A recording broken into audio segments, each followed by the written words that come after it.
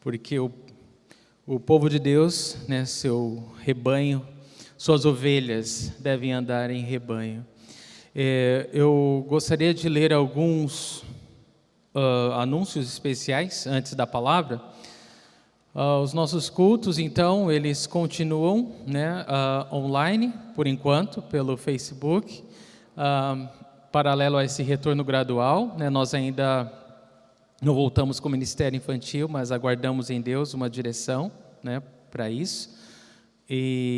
Mas eu quero que vocês orem por tudo isso, né? Esse período eu creio que está passando, e nós precisamos da igreja ativa, né, da igreja do Senhor, unida, né? Há muito trabalho a ser feito, há muitas almas aí fora. Então nós não podemos dormir, nós não podemos nos distrair, irmãos, tá bom? Então orem sim, para que todos, né, todo membro do corpo de Cristo, do Senhor Jesus, esteja ativo, né, esteja reunido, esteja falando do amor de Deus, né, sendo sal nesse mundo de trevas. Então, por favor, ore por isso. As inscrições continuam sendo feitas no grupo Membros do Facebook.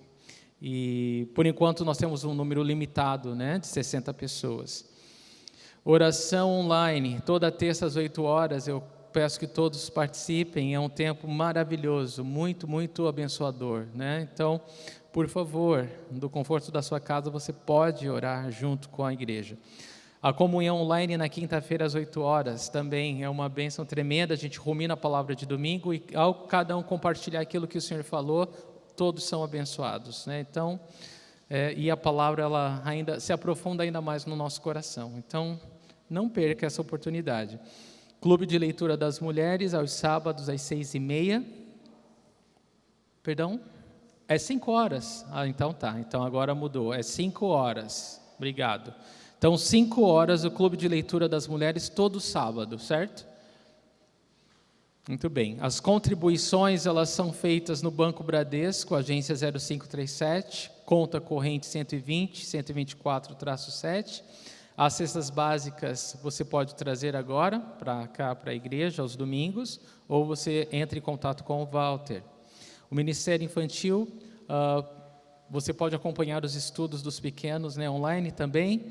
Peço que os pais acompanhem, por favor, não deixe os pequenos sem se alimentar com a palavra de Deus. Amém? Muito bem, vamos lá. Jesus, o homem perfeito, estudo do Evangelho de Lucas. Essa noite nós vamos continuar, capítulo 18. Abra sua Bíblia no Evangelho de Lucas, capítulo 18. Jesus, o homem perfeito. O nosso versículo-chave do nosso estudo é Lucas 19:10, pois o Filho do Homem veio buscar e salvar o que estava perdido. Na semana passada a gente aprendeu com Jesus através da parábola do fariseu e do publicano e através do exemplo das crianças também. Nós aprendemos sobre humildade e fé. E essa noite nós vamos estudar dos versículos 18 ao versículo 30 e vamos aprender com Jesus que ninguém pode ser salvo por boas obras. Nós vamos aprender hoje que a salvação, ela é pela graça de Deus, né, somente através da graça de Deus, por meio da fé. Então, não é um conjunto de regras e não são boas obras que nos garantem a salvação eterna, a vida eterna. E nós vamos aprender isso com o próprio Senhor Jesus. Eu quero ler e orar com você. Lucas 18, de 18 a 30. Certo homem importante lhe perguntou: Bom mestre, que farei para herdar a vida eterna? Por que você me chama bom? Respondeu Jesus. Não há ninguém que seja bom, a não ser somente Deus. Você conhece os mandamentos: não adulterarás, não matarás, não furtarás, não darás falso testemunho, honra teu pai e tua mãe. A tudo isso tenho obedecido desde a adolescência, disse ele. Ao ouvir isso, disse-lhe Jesus: falta ainda uma coisa. Venda tudo o que você possui e dê o dinheiro aos pobres, e você terá um tesouro nos céus. Depois venha e siga-me. Ouvindo isso, ele ficou triste, porque era muito rico. Vendo entristecido, Jesus disse: como é difícil aos ricos entrar no reino de Deus. De fato, é mais fácil passar um camelo pelo fundo de uma agulha do que um rico entrar no reino de Deus. Os que ouviram isso perguntaram: então quem pode ser salvo? Jesus respondeu: o que é impossível para os homens é possível para Deus. Pedro lhe disse: nós deixamos tudo que tínhamos para seguir-te. Respondeu Jesus: digo a verdade, ninguém que tenha deixado casa, mulher, irmãos, pai ou filhos, por causa do reino de Deus, deixará de receber na presente era, muitas vezes mais, e na era futura, a vida eterna. Senhor, obrigado pela Tua palavra, nós clamamos a Ti mais uma vez, Senhor, pedindo que o Senhor nos dê graça, sabedoria, abra o nosso entendimento e o nosso coração, para que a Tua palavra, Deus, ela possa encontrar lugar dentro de nós, no nosso coração, que a Tua palavra ela venha como semente em boa terra, que ela possa produzir muitos frutos para a glória de Deus. Eu oro que nós ouçamos a Tua palavra com ouvidos, Senhor, que desejam obedecer. Eu oro, Deus, por um milagre, poder do céu, Senhor, nos seja dado, para que a gente saia daqui transformado e diferente do modo que nós chegamos, Senhor. A Ti toda honra, glória e louvor, Pai. Em nome de Jesus, amém. Amém, irmãos. O título da mensagem dessa noite é A Ilusão das Riquezas. A Ilusão das Riquezas.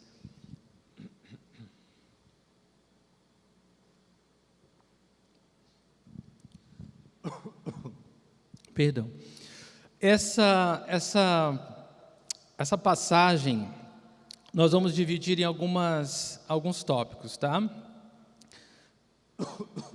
Jovem, rico, importante e perdido vai ser o tema.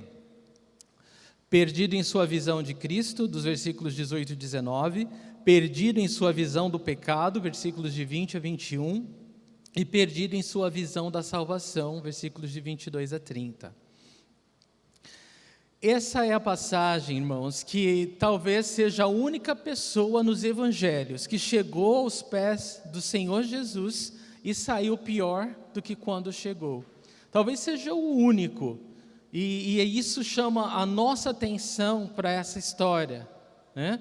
Esse jovem, rico, governante, ele vem aos pés do Senhor e, infelizmente, tristemente, ele sai dali pior do que quando chegou. Como isso? Nós vamos ver agora nesse estudo.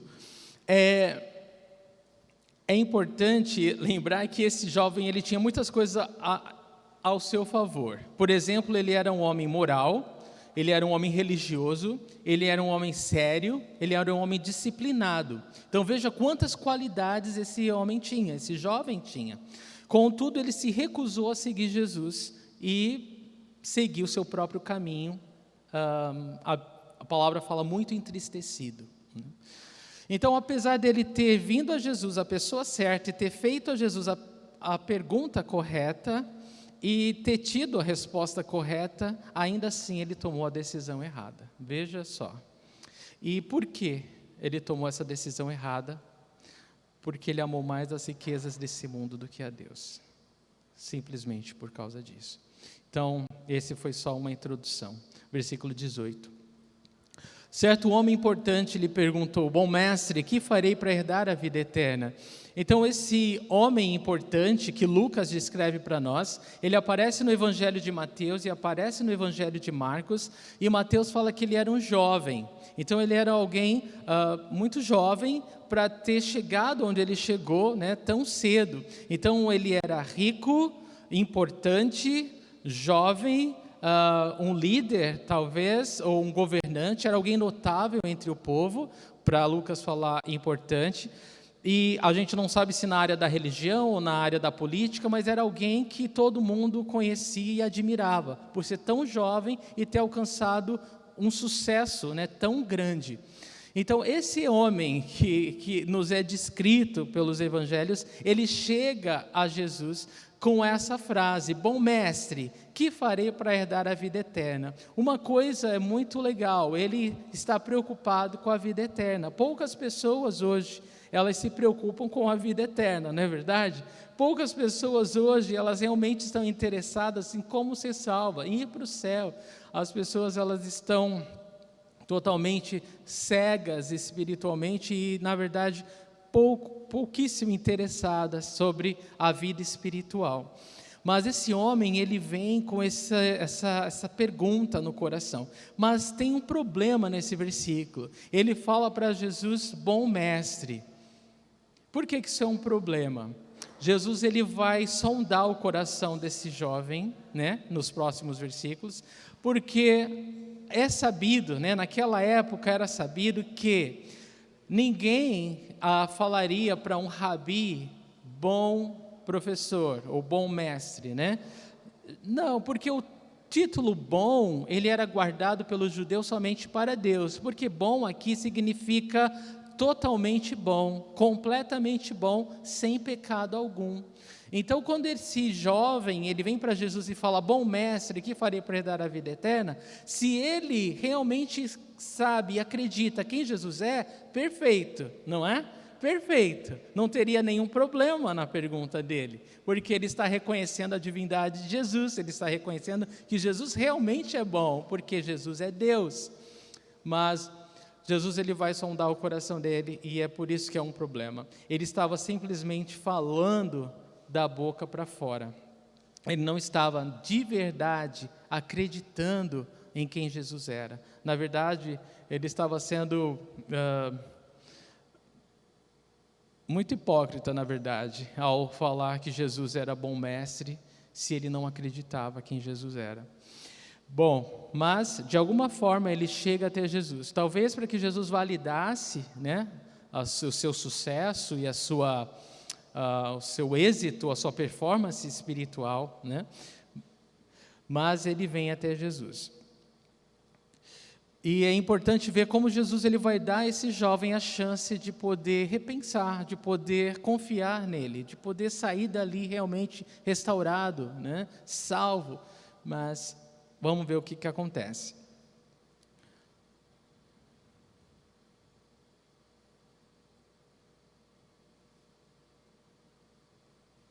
Versículo 19. Jesus vai falar para ele: por que você me chama bom? Não há ninguém que seja bom a não ser somente Deus. Então, quando Jesus fala isso para ele, ele faz essa pergunta: por que você me chama bom? Jesus está dando a ele a oportunidade dele repensar, né, a sua crença, de repensar, de sondar seu coração. Se ele realmente acredita que Jesus é bom porque ele é Deus, ou ele só está falando da boca para fora. Agora ele teria a oportunidade. Jesus pergunta: por que você me chama bom? Não há ninguém que seja bom a não ser somente Deus. Será que é isso que você está falando? Jesus está falando. Você está crendo que eu sou Deus? Que eu sou Deus realmente? Você está crendo nisso? Não é interessante, irmãos, como Jesus ele prova o nosso coração, ele prova a nossa fé. Não importa nós falarmos o que é certo ou agirmos o que é certo, da forma certa.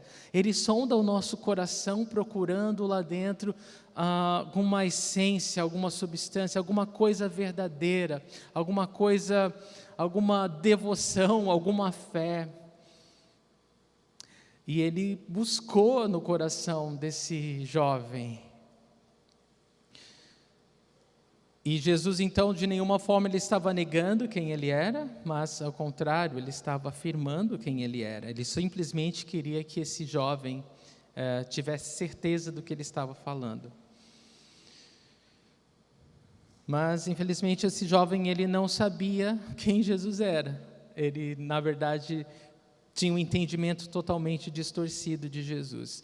De outra forma, a reação dele seria completamente diferente. Se esse jovem de verdade acreditasse no que ele estava falando, que Jesus é Deus, que Jesus é bom, ele estaria humilhado aos pés de Jesus, assim como o publicano na parábola de Jesus. Ele estaria rasgando o coração, como outras pessoas fizeram quando se depararam com Jesus, ou quando se surpreenderam com a divindade de Jesus, com a bondade de Jesus, com o amor de Jesus, com a graça de Jesus. Esse jovem, pelo contrário, nós vamos continuar lendo, você leu a história, você sabe que ao invés dele se rasgar diante de Deus, rasgar seu coração, se prostrar diante do Senhor, ele exalta a si mesmo, ele exalta a sua performance espiritual, que ele realmente tem observado a lei de Deus desde a sua juventude. Então veja que realmente ele foi provado e reprovado, infelizmente. Não havia uma fé sincera no coração dele diante de Deus. Mas os versículos seguintes mostram que ele não tinha uma visão distorcida apenas de Jesus, ele tinha uma visão distorcida de si mesmo, do seu próprio pecado. Observa os versículos 20 e 21. Você conhece os mandamentos: não adulterarás, não matarás, não furtarás, não darás falso testemunho, honra teu pai e tua mãe. A tudo isso tem obedecido desde a adolescência, disse ele. Então, olha só, irmãos, prestem muita atenção nisso. Ele vem para Jesus, falando: bom mestre, o que eu posso fazer para herdar a vida eterna? E Jesus fala: você conhece os mandamentos? E ele fala alguns mandamentos para ele, e a resposta dele é exatamente isso. Isso eu já obedeço desde a minha adolescência. Isso é fácil. Isso aí eu já gabaritei, já estou aprovado, já me dá outra coisa. Isso é fácil. Isso é melzinho na chupeta, Jesus. Eu quero que você me fale o que mais eu tenho que fazer, porque isso eu já faço. Então, é muito louco quando uma pessoa ela é cega para os seus próprios pecados, né? E parece algo tão distante, né? Mas é assim que nós somos, infelizmente. É claro que, se tratando da salvação, nós somos diferentes, porque todos nós enxergamos a necessidade que temos de perdão. Glória a Deus, eu acredito que a maioria aqui, pelo menos, né? Glória a Deus por isso. Mas nós somos tardios para enxergar o nosso pecado. E aqui estava um homem completamente cego, que achava com convicção que ele estava obedecendo a todos os mandamentos de Deus. Então, se você parar e pensar: não adulterarás, na mente dele, ele estava convicto porque ele cumpria a lei aos olhos dos homens, ele cumpria a lei formalmente, ele cumpria a lei porque talvez ele tinha a lei decorada, ele tinha a lei memorizada, e isso conferia a ele uma sensação de que eu conheço a lei de Deus, eu obedeço a lei de Deus, eu já sou aprovado por Deus. Então, toda essa capa religiosa e todos esses rituais religiosos, esses hábitos religiosos, davam a ele a ilusão de que ele realmente já estava aprovado diante de Deus e já era merecedor da vida eterna. Então, só rapidamente para vocês que estão aqui ou que estão ouvindo entenderem: não adulterarás. Jesus falou: olha, se você olhar com cobiça para uma mulher, no teu coração você já pecou, você já quebrou esse mandamento. Não matarás. Se você odeia o teu irmão, o teu próximo, você já matou ele no teu coração, você já quebrou o mandamento. Não furtarás. Se você sonegou um imposto, se você não deu o troco que veio a mais, se você pegou um brigadeiro lá na festa que não era para pegar, escondido, você já roubou, você já quebrou o mandamento de Deus. Não darás falso testemunho. Qualquer mentirinha, branca, verde, amarela, da cor que você quiser dar, você já quebrou o mandamento de Deus. Honra teu pai e tua mãe. Se você já desobedeceu teu pai e tua mãe alguma vez na vida, você já quebrou. E aquele que quebra um mandamento é digno de pagar, de morrer, na verdade. Ele é culpado de todo ele. Então, ninguém pode ser justificado diante de Deus através da observância da lei, porque todos nós quebramos a lei, todos nós somos pecadores, todos nós somos merecedores do inferno, indignos do céu. Só que esse homem, olha para a resposta dele: a tudo isso tem obedecido desde a adolescência. Ele estava convicto que isso daqui, eu já obedeço isso. ele não enxergava realmente o quanto ele era pecador, quanto ele era necessitado do perdão de Deus. Mas Jesus vai ajudar ele. Jesus vai ajudar ele a enxergar. Observa que Jesus não falou, porque essa parte que Jesus fala, ele fala dos últimos mandamentos, dos 10, né? E ele não fala não cobiçarás, né? Mas presta atenção no que segue. Antes da gente seguir, muitas pessoas falam hoje que eu mereço ir para o céu porque eu sou uma pessoa boa, né? E aí quando você é confrontado com os mandamentos de Deus, você enxerga que você é um pecador, né? Realmente você não é uma pessoa boa. E é interessante que muitas pessoas falam, mas eu nunca aprendi. A Bíblia fala que Deus ele escreveu a lei dele na nossa consciência. A natureza revela Deus, e a nossa consciência diz para nós quando nós estamos certos e errados. Então, ainda que você nunca tenha estudado numa escola dominical ou no curso de doutrinas, a lei de Deus, você sabe quando você erra, né? Nós sabemos quando nós erramos, qualquer um sabe. Infelizmente, o mundo ele tenta viver sem Deus, porque admitindo a existência de Deus, eles têm que admitir que vão prestar contas a esse Deus, né? Então, eles tentam tirar a figura de Deus, mas não tem como tirar essa consciência do que é certo e do que é errado. Então as pessoas sabem o que elas fazem, o que é bom e o que não é bom. Então esse jovem estava cego espiritualmente, tinha uma visão superficial e distorcida de si próprio e do seu próprio pecado. E vamos ver como Jesus vai ajudar esse homem, ou tentar ajudar esse homem. Jesus vai dar a ele a chance de se arrepender. Infelizmente, esse homem, ele vai recusar. Versículo 22. Ao ouvir isso, Jesus disse: falta-lhe ainda uma coisa, venda tudo que você possui e dê o dinheiro aos pobres, e você terá um tesouro nos céus. Depois venha e siga-me. Irmãos, Jesus sabia todo o tempo que o problema desse homem era o dinheiro. O problema desse homem era o amor que ele tinha ao dinheiro. Na verdade, não era o dinheiro em si, mas era o amor que ele tinha ao dinheiro. E o amor ao dinheiro é a raiz de todos os males. Esse homem, ele amava tanto seu dinheiro que aquele dinheiro se tornou para ele um Deus dele. Então, quando Jesus fala aqui, falta só uma coisa. Imagina, esse jovem rico, importante, né, tão bem sucedido, né, parece que tinha tudo, né, tudo que alguém pode querer ter. Jesus chega para ele e fala, falta uma coisa. Falta uma coisa. Venda tudo que você possui, dê dinheiro aos pobres e você terá um tesouro no céu. Depois vem e siga-me. Jesus, ele pôs o dedo na ferida. Jesus, ele foi onde realmente esse homem tinha que se render. Porque ele estava tão cego, tão cheio de si, que ele não enxergava que o dinheiro dele se tornou o Deus dele. E aí Jesus fala, vamos resolver esse problema. Vai lá e se desfaz disso. Se desfaz disso que tem impedido você de entrar no reino de Deus. Você quer herdar a vida eterna? Ele queria algo para fazer. Jesus deu a ele algo para fazer agora. Só que infelizmente ele não vai fazer. Então, primeiro, uma coisa importante para falar, isso que Jesus fala para esse homem é muito específico, tá? Não é uma regra geral, né? Para você dar a vida eterna, você tem que vender tudo que tem, não é isso que Jesus está falando.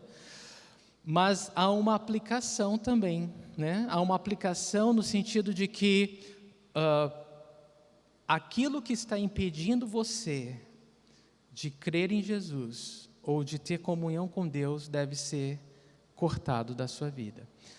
Jesus, ele falou uma vez dessa forma, se o teu olho te faz pecar, arranca-o e lança fora. Se tua mão te faz pecar, arranca e lança fora. É melhor entrar no reino de Deus sem uma mão, sem um olho, do que ir com os dois para o inferno. Jesus falou isso. Então Jesus está falando, aquilo que é um empecilho para você, aquilo que é uma barreira para você, crer em Jesus, andar com Jesus, viver com Jesus, precisa ser cortado da sua vida. E Jesus está falando para ele, se desfaz disso que está te detendo, se desfaz disso que está segurando você. É interessante, se você ler essa mesma passagem no Evangelho de Marcos, no versículo 21, Marcos diz que então Jesus olhou para ele e o amou, e então disse-lhe. Quando Jesus fala isso para ele, que nós acabamos de ler, Jesus falou em amor. Jesus falou olhando, vendo um jovem, um potencial nas mãos de Deus, cego espiritualmente, perdido, vazio, e Jesus o amou, querendo ajudá-lo. Você vê que Deus não nos faz robôs. Você vê que Deus nos ama. Jesus morreu para que todos sejam salvos, mas Deus não obriga ninguém. A decisão é pessoal. Ninguém pode tomar essa decisão por você. E todos precisam, tomar essa decisão pessoalmente, de seguir Jesus, de confiar em Jesus, de crer que Jesus é quem Ele é Deus e Ele é o Salvador. E todos os nossos pecados foram, de verdade, perdoados por Ele naquela cruz. É como dizer que esse homem, ele subiu, a escada mais alta, chegou no topo dessa escada, encostado ao prédio errado. Ele subiu, quando chegou lá em cima, ele entendeu que subiu no prédio errado. E é, infelizmente, uma das piores coisas. As pessoas, elas querem ganhar o mundo, Mas Jesus disse: o que vale ganhar o mundo todo e perder sua própria alma? Não vale a pena. Então, embora esse homem tivesse tudo, ele não tinha nada, porque ele não tinha vida eterna. E Jesus deu a ele uma solução dele se livrar daquele Deus Mamon que ele amava tanto, o dinheiro, e poder livre seguir Jesus. Mas versículo 23 fala que, ouvindo isso, ele ficou triste, porque era muito rico. Esse versículo nos ensina, ou nos mostra que, se talvez esse homem não fosse tão rico, ele seguiria Jesus. Esse versículo mostra para a gente que ele se deparou com Jesus, ele foi confrontado com Jesus, e aí diz o versículo que, ouvindo isso, ele ficou triste. Ele ficou triste porque eu acredito que ele queria seguir Jesus. Alguma coisa lá estava confrontando ele. Eu creio que o Espírito Santo de Deus estava falando: esse é o caminho, vai, rapaz, se renda. Mas ele ficou triste porque era muito rico, e ele decidiu não seguir Jesus. Então ele queria, mas não muito. Ele não queria o suficiente para deixar a riqueza para trás e seguir Jesus. É uma pena. Talvez se ele não fosse tão rico, ele, o que eu vou perder, Não tenho tanto, o que eu vou perder, Mas ele foi confrontado naquilo que era o Deus do coração dele, e aí ele falou: eu tenho muito dinheiro, eu não vou jogar eu não vou dar aos pobres, eu não vou me desfazer disso. E ele saiu, infelizmente, triste.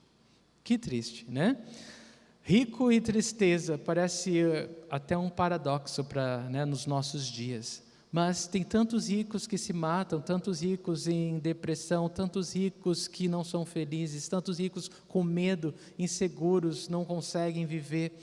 A riqueza, irmãos, ela não é a solução dos nossos problemas,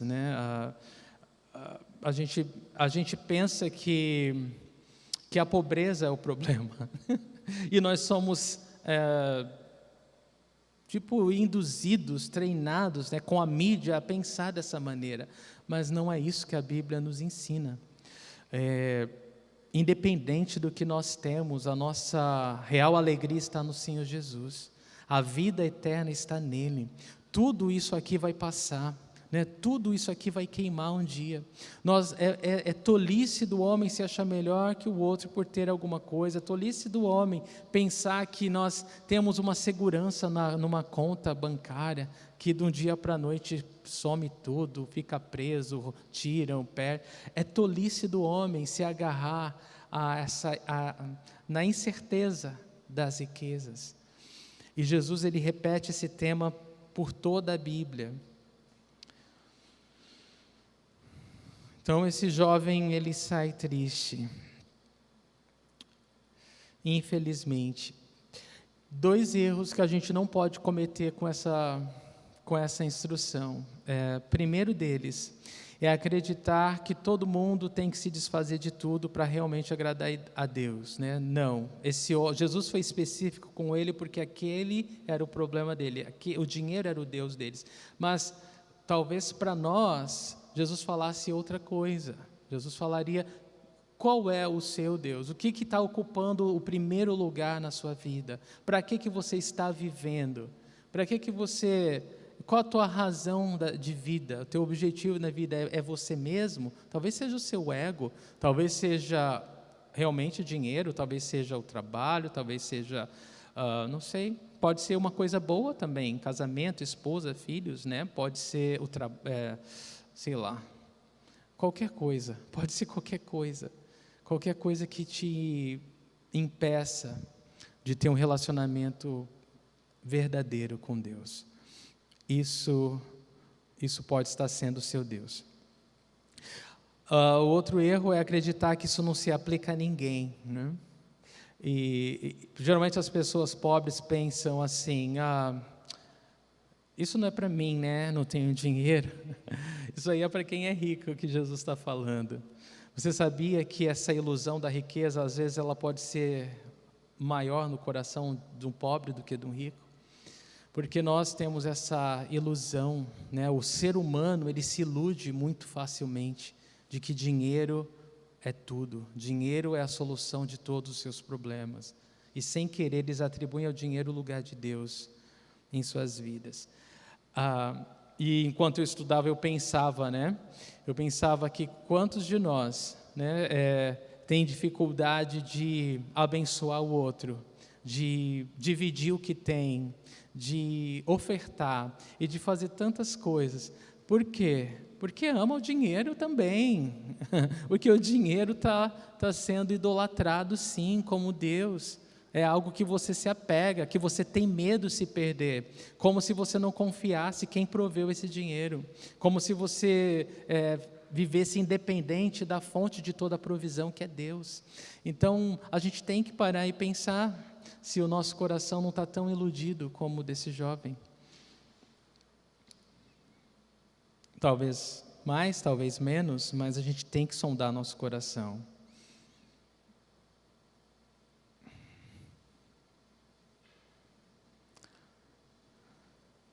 Um estudioso bíblico disse assim: e o que era essa riqueza em comparação à paz de consciência e descanso mental? Além disso, tinha provas inequívocas de que essas coisas não contribuíam para o seu conforto, pois ele é miserável mesmo quando as possui.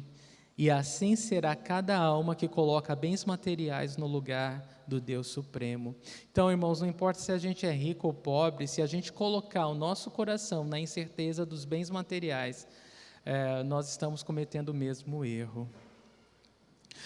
Versículo 24: vendo entristecido, Jesus disse: como é difícil aos ricos entrar no reino de Deus. Jesus, ele vai falar agora da dificuldade que a riqueza é para que muitas pessoas entrem no reino de Deus, né? Como ela pode se tornar uma pedra de tropeço. E ele fala no 25: de fato, é mais fácil passar um camelo pelo fundo de uma agulha do que um rico entrar no reino de Deus. Jesus usa uma figura de linguagem, uma hipérbole, ele exagera o camelo no fundo de uma agulha, né? Ele fala que é mais fácil isso acontecer do que um rico entrar no reino de Deus, porque ele quer enfatizar o ponto dele. As riquezas, a ilusão das riquezas, a ilusão de que dinheiro é realmente o que você precisa agora. Eu não vou nem pedir para levantar a mão, mas para muitos aqui estava assim: se eu tivesse mais dinheiro, né? Se eu tivesse mais dinheiro, nossa, tudo ia mudar, esse problema ia sumir, aquele ia sumir. Se eu só tivesse mais dinheiro. Eu quero encorajar você a pensar que tudo que você precisa, você já tem, que é Jesus Cristo. Tudo que você precisa é do Senhor. Tudo que você precisa é um coração que confia que Ele nunca te deixa, nunca te abandona. Que o que você realmente precisa é confiar nele. Ele ama você. no início do culto, o Naldinho me lembrou na oração, né? O Senhor nos fez herança dele. Você é herança de Deus. Deus, Ele ama você. Ele ama você profundamente. E o que Ele vai impedir, Ele não vai dar para você, se você precisa. A gente já tem aprendido isso. Um pai amoroso, um pai que cuida dos seus filhos. Esse é o nosso Deus.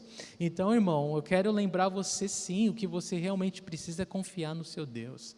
É confiar que Ele não vai falhar, que Ele nunca falha, nunca falhou e nem vai falhar.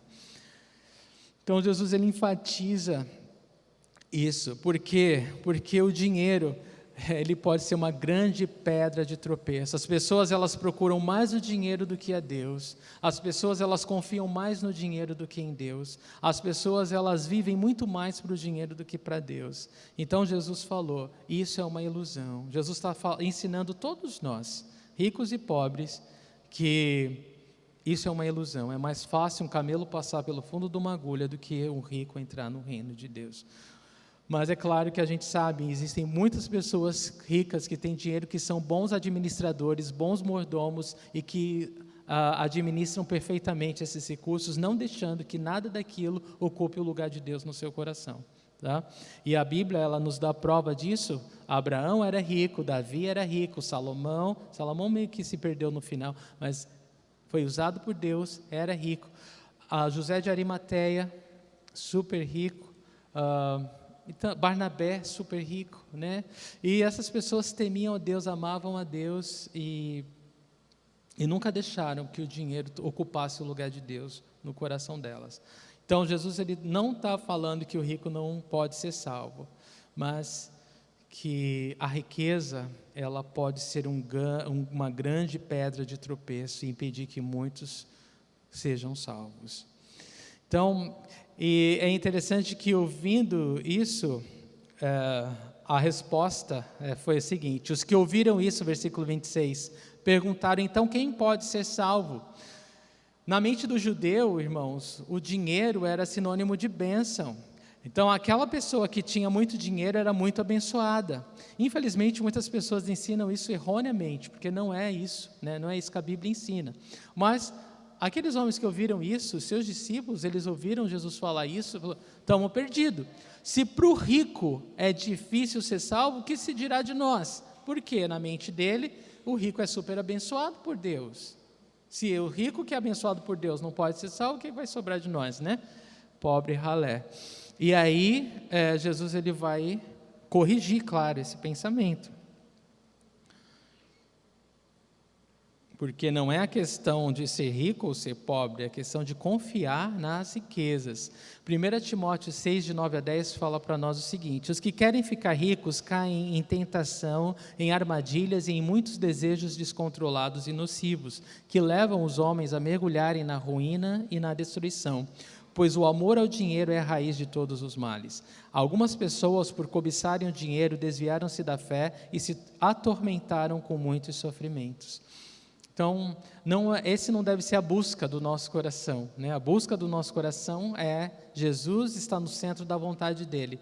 Todas as demais coisas nos serão acrescentadas. Versículo 27, Jesus respondeu, o que é impossível para os homens é possível para Deus. Então, Jesus responde àquela pergunta, né, das pessoas que ouviram, e quem pode ser salvo? Estamos perdidos, né? Pobre de nós. E Jesus fala, o que é impossível para os homens é possível para Deus. E Jesus está falando isso para todos nós, né? Para o rico, para o pobre, para qualquer um. Por quê? Porque ser salvo, para nós, é impossível nos salvarmos a nós mesmos. É impossível obedecermos os mandamentos da lei de Deus. É impossível alguém ser justificado pela observância da lei. Ninguém é bom, somente Deus. Todos pecaram e são destituídos da glória de Deus. O salário do pecado é a morte, mas o dom gratuito de Deus é a vida eterna em Cristo Jesus, irmãos. Então, aquilo que era impossível ao homem é possível para Deus, porque embora para todos nós ser salvo, herdar a vida eterna, viver para sempre ao lado de Deus é realmente impossível, mas para Deus é possível. E Ele tornou possível quando Ele entregou o próprio Filho para morrer no nosso lugar e nos justificar somente pela fé nele. Amém? Então, o que é impossível para os homens é possível para Deus. Jesus, Ele acalenta o coração desses homens. Efésios 2, de 8 a 10, você anota que esse versículo aqui é muito chave em relação à salvação. Pois vocês são salvos pela graça, por meio da fé. Isto não vem de vocês, é dom de Deus, não por obras, para que ninguém se glorie, porque somos criação de Deus, realizada em Cristo Jesus, para fazermos boas obras, as quais Deus preparou antes para nós as praticarmos. Então, a salvação é graça, é um favor não merecido. Você não tem como comprar, como merecer, como barganhar a salvação de Deus. Você simplesmente recebe pela fé. Ao você confiar que Deus te dá isso de graça, em Jesus você é salvo. Então, você é salvo pela graça por meio da fé. E isso é um presente que só pode vir de Deus. Você não tem como comprar um presente. Se você compra um presente, ele deixa de ser um presente. Então, isso é um presente de Deus, né? Um dom de Deus. Não por obras para que ninguém se glorie. Então, não vai ser por alguma obra que alguém vai chegar no céu para que ninguém tenha esse privilégio, esse gostinho de se gloriar diante de Deus, né? Deus não divide a glória dele com ninguém, né? Então, ninguém vai ser salvo por alguma obra que praticou. E eu amo o versículo 10, né? Porque ele vem complementar o versículo 8 e 9, que diz que nós somos criação, novas criação, né? Somos criação de Deus realizada em Cristo para fazermos as boas obras que Ele preparou antes para nós praticarmos. Então nós não fazemos boas obras para ser salvos, mas quando nós somos salvos, nós praticamos boas obras, né? É uma característica, uma consequência da nossa salvação, porque essas boas obras foram preparadas de antemão por Deus para nós andarmos nelas. Então é perfeito isso. Versículo 28, Pedro lhe disse: nós deixamos tudo o que tínhamos para seguir-te. Irmãos, o que Pedro está querendo dizer com essa pergunta? Ele quer dizer o seguinte: Senhor, e nós, né, que deixamos tudo para estar contigo aqui? Você não ama Pedro? Ele fala tudo que a gente pensa, ele fala, né? E nós, Senhor, o que sobra para nós? A gente deixa tudo para te seguir. Vamos ver o que Jesus fala para ele. Versículos 29 a 30. Respondeu Jesus: digo-lhes a verdade, ninguém que tenha deixado casa, mulher, irmãos, pai ou filhos por causa do reino de Deus, deixará de receber na presente era muitas vezes mais, e na era futura a vida eterna. Jesus, ele consola o coração de Pedro e de todos eles, né? A gente sabe que a Bíblia fala que esses discípulos de Jesus, né? Olha a honra deles, eles escreveram o fundamento da fé cristã, a palavra de Deus, né? O fundamento dos apóstolos, é a doutrina dos apóstolos, né? A palavra de Deus que nós temos hoje nas mãos, foi privilégio deles escrever para nós, inspirados pelo Espírito Santo. Nós sabemos que eles terão uma honra especial no governo de Jesus, tanto milenar, como na Nova Jerusalém também. O livro de Apocalipse nos fala sobre o quanto eles serão honrados. Mas Jesus fala isso não só para eles, ele fala isso para nós. Todos nós que deixamos qualquer coisa por amor ao Evangelho, pela causa de Cristo, nós vamos ser abençoados. Nós vamos ser abençoados, alguns outros evangelistas falaram 100 vezes mais. Lucas, ele falou muitas vezes mais, né? Mas o ponto é mais do que você pode imaginar, mais do que você pode contar.